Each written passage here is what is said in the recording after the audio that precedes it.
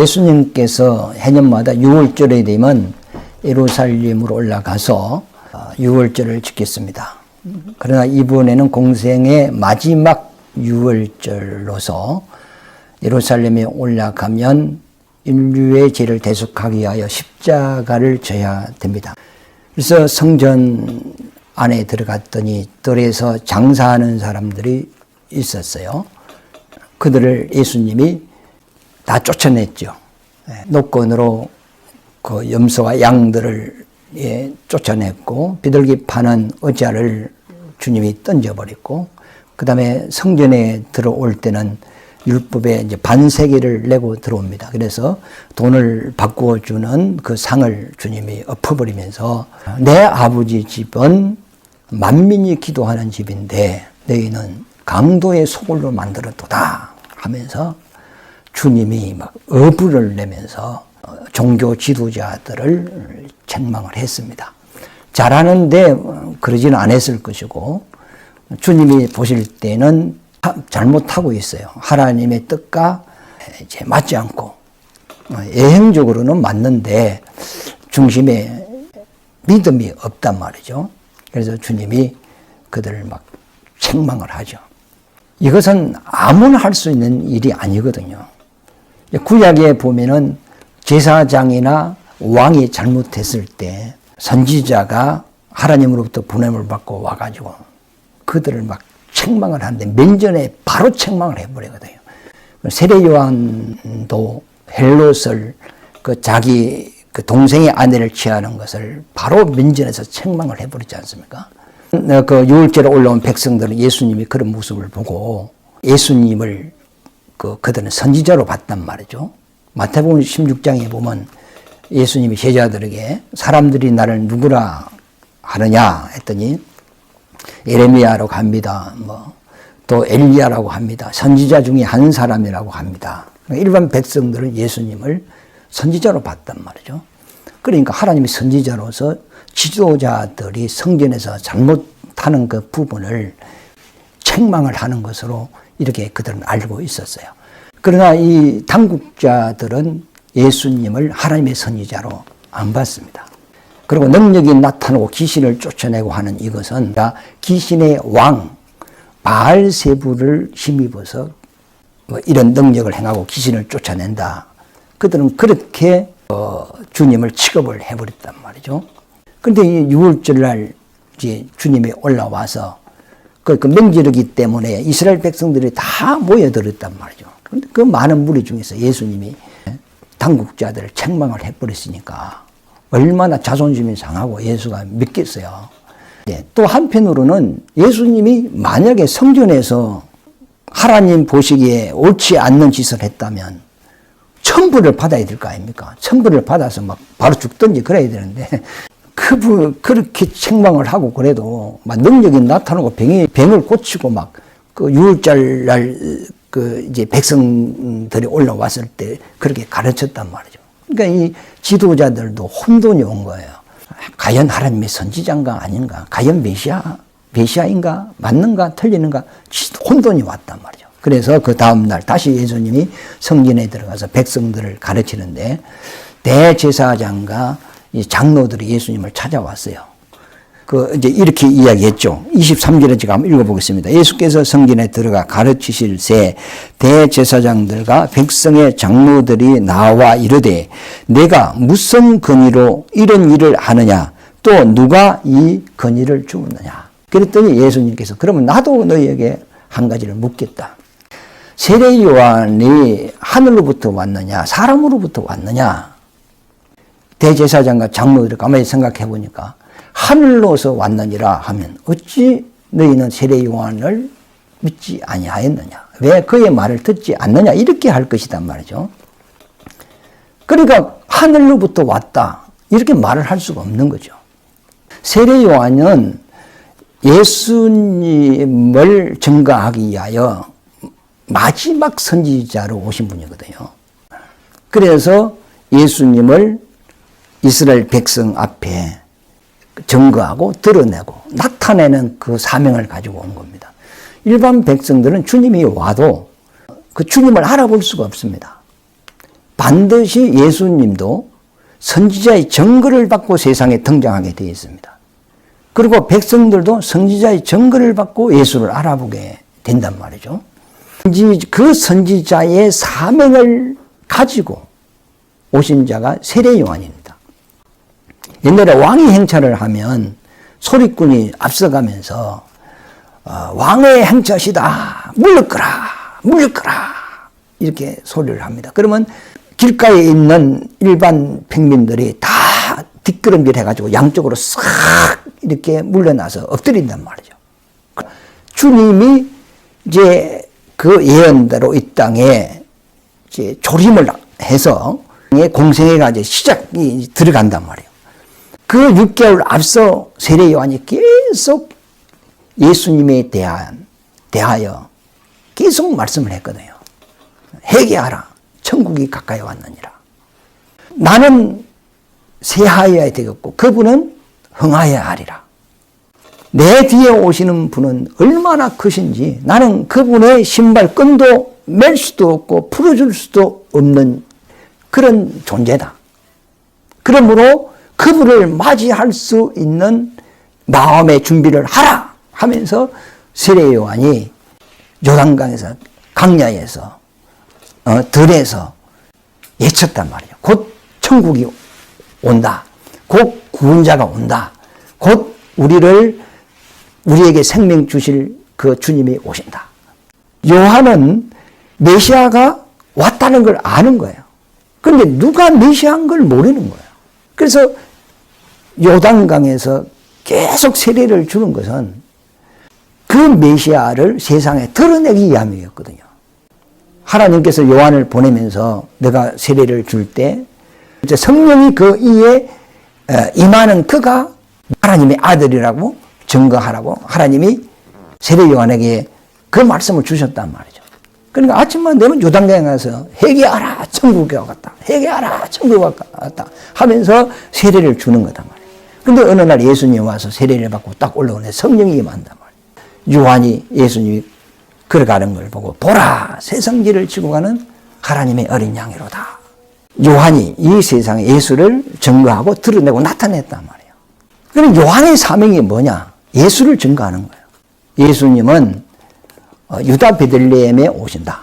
다윗의 후손으로 오신다. 또 그분이 오시면 안전뱅이가 일어날 것이고 벙어리가 말을 할 것이고 기머리가 들 것이고 소경이 볼 것이다. 그게 표적이거든요.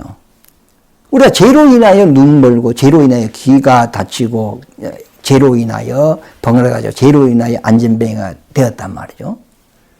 그런데 그분이 오셔서 길을 열고 눈을 열고 또 안전뱅이를 일어나게 하는 것은 내가 온 것은 너희가 죄로 인하여 이런 병과 사망 아래 있지만은 내가 온 것은 그 죄를 용서하고 너희를 자유케 하러 왔다는 것을 그런 표적으로 드러내는 거거든요.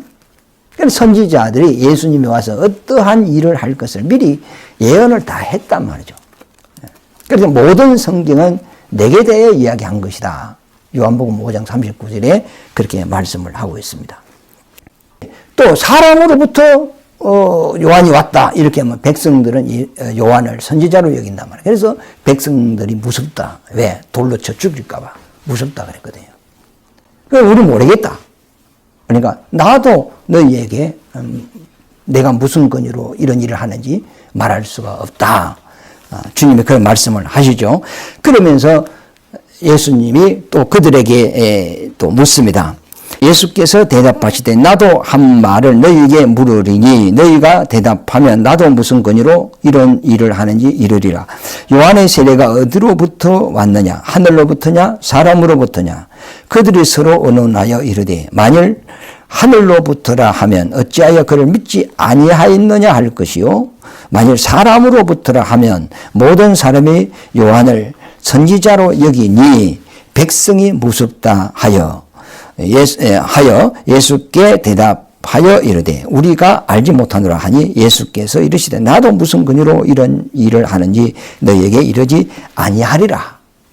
그러면서 예수님께서 그들에게 한 가지 비유로 이제 말씀하시는데 28 8절에 보면 그러나 너희 생각에는 어떠하냐? 어떤 사람에게 두 아들이 있는데 맏 아들에게 가서 이르되 오늘 포도원에 가서 일하라 하니 대답하여 이르되 아버지 가겠나이다 하더니 가지 아니하고 둘째 아들에게 가서 또 그와 같이 말하니 대답하여 이르되 실소이다 하였다가 그 후에 뉘우치고 갔으니 이 둘 중에 누가 아버지의 뜻대로 하였느냐? 이르되 둘째 아들입니다. 예수께서 그들에게 이르시되 내가 진실로 너희에게 이르노니 세리들과 창기들이 너희보다 먼저 하나님의 나라에 들어가리라 했단 말이죠. 이스라엘의 국가수는 포도나무입니다. 그래서 이제 이 비유로 이야기한 건데 이 포도원은 이스라엘을 이야기하고 이 맏아들로 비유한 것은 요한의 증거를 받지 않고 예수를 믿지 않는 그 당시 당국자들, 장로, 이런 서기관들, 종교 지도자들을 이제 맏아들로 이렇게 표현을 했습니다. 이들은 율법을 지키고 하나님을 잘 섬겼어요. 그러니까 하나님의 계명을 받고 하나님을 섬긴다고 섬겼지만은 결국은 이들은 하나님의 언약이신 예수님이 왔을 때 받아들이지 않았죠. 그러니까 예수를 믿지 영접하지 않는 사람을 이 맏아들로 이렇게 표현을 했습니다. 우리 누가복음 16장에 보면은 부자가 죽어서 이제 불꽃 가운데 떨어져서 고통 중에 있죠. 그러면서 저 이를 쳐다보니까 아브라함 품에 나사로가 편안히 쉬고 있단 말이죠. 그때 아브라함에게 기도를 합니다. 아브라함 아버지요, 내가 이 고통을 받고 있는데 아직 세상에는 내 형제 타섯이 있습니다. 있는데 나사로를 다시 살려서 보내요. 내 형제들이 이곳에 오지 않도록 그들도 하나님을 믿고 천국 갈 수 있도록 이렇게 해달라고 간청을 합니다. 그랬더니 아브라함이 죽은 자가 다시 갈 수가 없다. 세상에는 율법과 선지자가 있으니 그의 말을 들을지어다. 이렇게 이제 말을 했는데 저 개인적인 생각에는 아직 세상에 있는 다섯이라는 그 사람들이 누구냐 말이죠. 그럼 그 부자의 형제라고 했는데 그 형제라고 했을 때 피를 나눈 형제 이렇게도 우리가 이야기를 할 수가 있습니다. 그러나 그 당시 예수님을 믿지 않는 다섯 그 파가 있습니다. 다 유대교인데 유대교 안에 다섯 파가 있단 말이죠. 그 파가 바리새인, 서기관, 사두개인, 장로, 대제사장. 이들은 예수를 안 믿었어요. 예수를 인정하지 않았어요. 도리어 죽이려고 했단 말이죠. 이들이 맏아들입니다. 저는 그렇게 생각을 해봅니다. 그러나 이 작은 아들은 이 창기 세리들, 그러니까 세례 요한이 회개하라 천국이 가까웠다 했을 때 죄를 깨달고 요단강에 가서 나는 죄인입니다 하고 세례를 받습니다. 그 세례라는 것은 이제 죄에 대하여 죽고 의에 대하여 살고, 그러니까 회개는 그것은 나를 구원할 구주가 오기 때문에 내 죄를 내놓는 거거든요. 그러면 죄인의 구주가 그 죄를 처리하고 구원을 해준다는 겁니다. 요한이 외치는 것은 천국이 가까이 오고 있다. 구원자가 가까이 오고 있다. 너희들이 죄 때문에 고통당하고, 죄 때문에, 여러 가지 이제 사망의 종로를 타고 있는 데서 이제는 걱정하지 말아라. 죄인의 구주가 오고 있다. 천국이 가까이 오고 있다. 구원자가 가까이 오고 있다. 그러므로 그분은 의인을 부르러 온 것이 아니고 죄인을 부르러 왔으니 그분 앞에 죄를 내놔라. 이 말 아닙니까? 그랬더니 요한이 외치는 그 소리를 듣고 많은 백성들은 요단강에 가서 죄를 회개 자복하고 곧 오실 그 분이 나를 구원할 것이라는 그 신앙 고백으로 세례를 받는단 말이에요. 이 창기 세리들, 일반 백성들, 병든 사람들, 가난한 사람들, 이런 사람들은 가서 세례를 받았다. 요한의 말을 들었단 말이에요. 그리고 그 예수를 따랐단 말이에요. 그런데 이 맏아들, 그 당시에 종교 지도자들, 이들은 예수를 따르지 않고 요단강의 백성들이 세례받는데 와서 언덕 위에 구경이나 했었고, 나는 죄 없다, 나는 의인이다, 나는 율법을 지킨다, 나는 천국 갈 수 있다.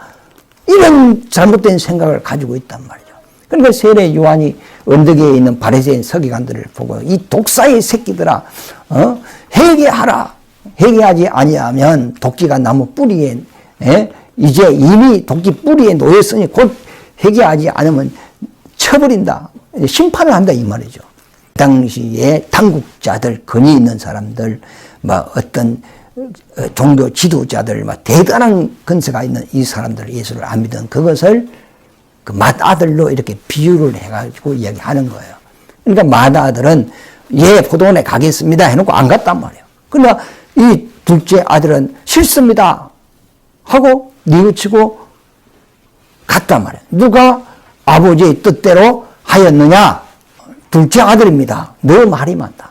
내가 너에게 이루느니 너희보다 이 창기와 세례가 먼저 천국에 들어갈 것이다. 그럼 포도원의 일이 무엇입니까? 포도원은 포도송이를 거두는 거잖아요. 그럼 포도송이를 거두어서 포도주를 내잖아요. 그 포도주는 성경에서 피를 상징한단 말이죠. 피는 생명을 상징한단 말이죠. 그러니까 예수님이 이 이스라엘 통하여 농사 짓는 영적인 농사가 뭡니까? 예수님이 생명주로 왔다는 겁니다. 그런데 예수님이 우리 죄를 사시고 구원을 주고 생명 주고 천국을 주러 왔는데 예수를 영접하지 아니하고 인정하지 아니하고 믿지 아니한단 말이에요. 그럼 생명을 줄 수가 없죠. 농사가 잘못된 거죠. 이 큰아들은 포도 농사가 잘못된 겁니다. 그러나 나는 죄인입니다 하고 예수를 믿는 그 사람은 농사가 제대로 된 거거든요. 그게 하나님의 일입니다. 하나님의 일이 뭐냐? 죄인을 구원하는 것이 하나님의 일입니다. 내가 예수 믿고 구원받았다. 농사 제대로 잘 된 거예요. 이제는 잘하는 문제가 있겠지만 이제 예수를 인정하는 것은 영적 농사가 된 거거든요. 요한복음 6장에 보면 예수님께서 오병이어의 역사를 일으켰어요. 그럼 떡 5개와 물고기 2마리를 5,000명을 먹이고 12바구니를 남겼으니 백성들이 그 떡을 먹고 그 광경을 봤으니 얼마나 놀랐겠어요. 그래서 주님은 그 능력을 행하시고 배를 타고 건너편으로 갔단 말이죠.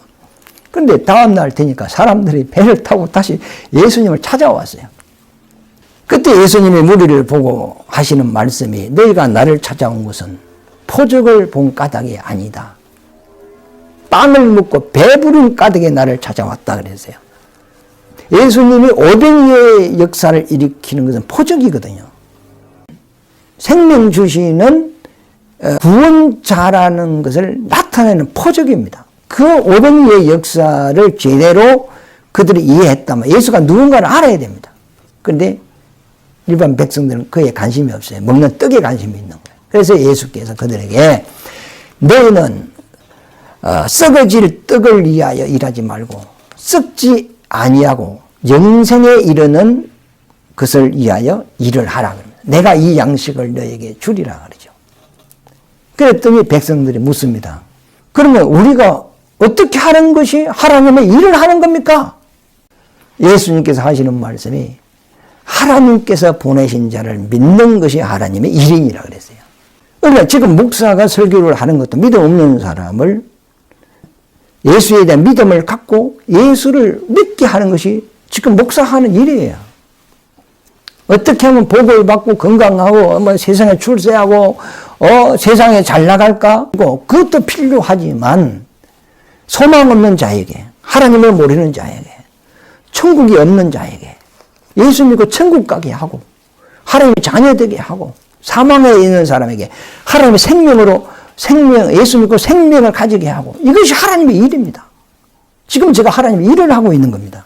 그래서 32절에 보면 요한이 의의 도로 너희에게 왔거늘 그랬죠. 너희는 그를 믿지 아니하였으되 세리와 창기를 믿었다는 겁니다. 오늘 이제 말씀을 맺겠습니다. 예수님이 성전에서 그 당국자들을 책망을 했습니다. 책망을 한다는 것은 그를 사랑한다는 이야기거든요. 사랑하기 때문에 그를 책망하는 거거든.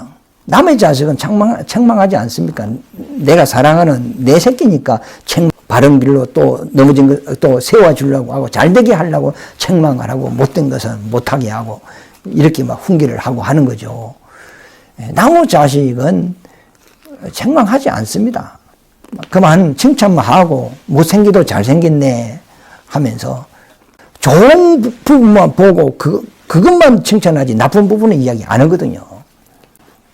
이와 마찬가지로 세례 요한이 장국자들을 책망하는 것은 그들을 사랑해서 회개하고 예수를 믿고 구원받게 하려고 책망을 하는 거죠.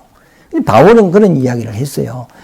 일만 서성은 많되 그 아비의 심령을 가진 자는 적다 하면서 고린도전서 4장에 이야기했거든요. 그러니까 아비의 심령은 자기 자식을 사랑하듯이 그들을 책망하고 바로 세워가는 거죠. 서성은 그만 좋은 말만 가르치는 것이 서성이란 말이죠. 바울 당시에도 복음을 전하는 사람들이 많았잖아요. 그러나 선생은 많은데 아비된 자는 적다고 바울이 그런 이야기를 했습니다. 그러니까 좋은 말만 하는 목사가 진짜 성도를 사랑하는 것이 아니고 정말로 성도를 사랑하면 아비된 심령으로 책망을 하고 믿음으로 바로 세워가는 것이 복된 것이 아닌가. 이와 마찬가지로 예수님께서도 이 당국자들을 책망하는 것은 미워서 그런 것이 아니고 그들을 사랑해서 바로 세우기 위해서 그렇게 책망을 했다는 겁니다. 우리가 성경을 읽으면서도 우리가 주님 말씀을 통하여 찔림도 받고 또 책망도 받고 그러면서 우리가 고쳐가는 거 아닙니까? 오늘도 주의 말씀을 들으시고 맏아들이 되지 말고 비록 죄를 많이 지었지만은 주님을 믿고 주께 와서 용서받고 천국의 소망을 갖는 둘째 아들이 되시기를 예수 이름으로 축원합니다.